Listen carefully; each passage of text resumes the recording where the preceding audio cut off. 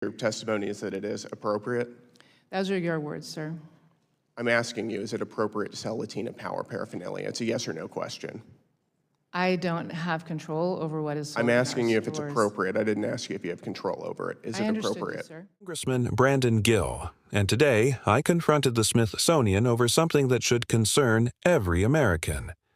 Their own materials suggest that objectivity and even politeness are characteristics of white supremacy culture. I asked simple, direct questions, but instead of clear answers, I was met with hesitation and deflection.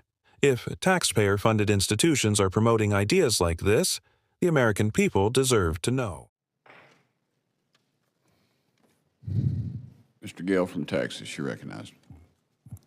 Thank you, Mr. Chairman, and thank you for holding this hearing and to the witnesses for taking the time to travel all the way out here. Director Hartig, thank you for being here. Would you say that the goal of history, even if it's not properly carried out, would you say that the goal of history is to be objective?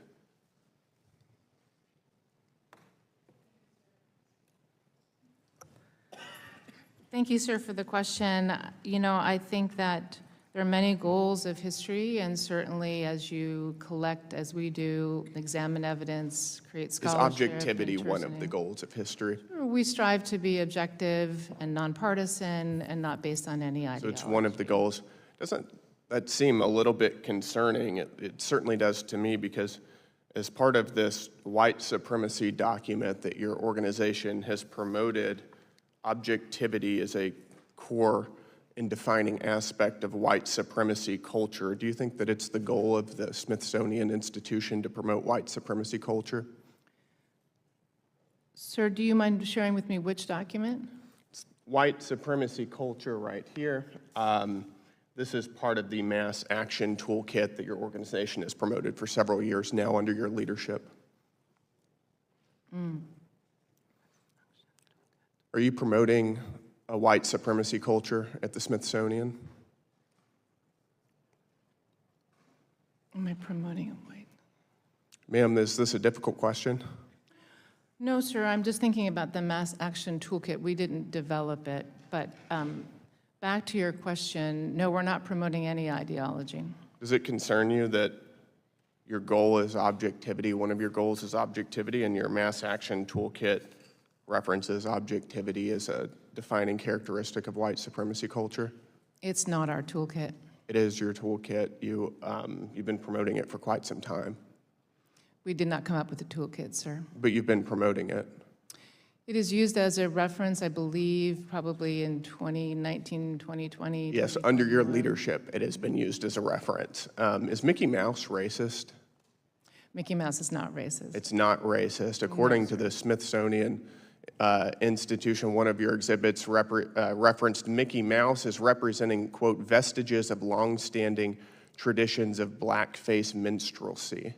Would you describe that as racist? No, the historical trajectory of the origins of Mickey Mouse tie directly So Mickey Mouse is rooted in racism. Is that your testimony? No, sir, it's rooted in minstrelsy. Minstrelsy, and you don't think that blackface minstrelsy is racist? It had certain obvious racial overtones that have been well documented. Do you think that that's problematic, that Mickey Mouse also has those racial overtones? It's not for me to determine what's problematic. It's determined to me what's accurate. Is that right? Yes, is it important to be polite? Excuse me, sir? Is it important to be polite? Yes, sir. It's also interesting because the same mass action toolkit that your organization has been promoting references politeness as a defining characteristic of white supremacy culture.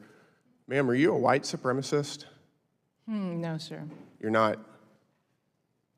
Can you help me square why your organization says that being polite is part of being a white supremacist? I'm not exactly familiar with that passage of the Mass Action Toolkit, which is not I can show you the one that we passage. It's developed. right here. I don't, pardon me? I said I just read you the passage from it. And then your question was, sir? We're going to move on. What is Latina power? What is Latino power? Latina power. Latina power would be the forces derived from being a Latina. Do you think that it's appropriate for the Smithsonian Institution to sell Latina power paraphernalia? Hats, mugs, other things that say Latina power? I believe that the merchandise our store sells I'm asking you if it's appropriate. tries to reflect the richness of the communities. So your testimony is that it is appropriate? Those are your words, sir. I'm asking you, is it appropriate to sell Latina power paraphernalia? It's a yes or no question. I don't have control over what is sold I'm in our asking you if it's stores. appropriate. I didn't ask you if you have control over it. Is I it understood you, appropriate? sir. Yeah. Yes or no? Again, we strive to represent all Americans, and including Is it in our appropriate, yes or merchandise. no? We strive to represent all Americans in our museums, including in our merchandise. Is that right? My Yes, time's sir. up. Thank you, sir. That hearing raised some serious questions about what America's public institutions are teaching and promoting. Congressman Brandon Gill repeatedly asked for straightforward yes or no answers about materials associated with the Smithsonian.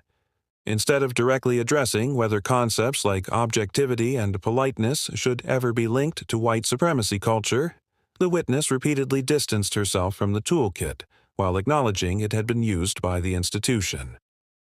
Gill also pressed the witness over exhibits discussing the historical origins of Mickey Mouse and merchandise promoting Latina power, arguing that taxpayer-funded institutions should focus on representing all Americans rather than advancing ideas many people see as politically divisive. Whether you agree with every question or not, congressional oversight is designed to hold publicly funded institutions accountable. When agencies receive taxpayer dollars, Americans expect transparency, clear answers, and confidence that those institutions serve the entire country. What do you think? Did Congressman Brandon Gill expose a real problem at the Smithsonian, or do you think the witness handled the questioning well? Share your thoughts in the comments. If you enjoyed this hearing breakdown, subscribe to America Brief, give this video a thumbs up, and turn on notifications. Here at America Brief, we bring you the biggest moments from Congress and Washington so you can watch the hearings for yourself and stay informed.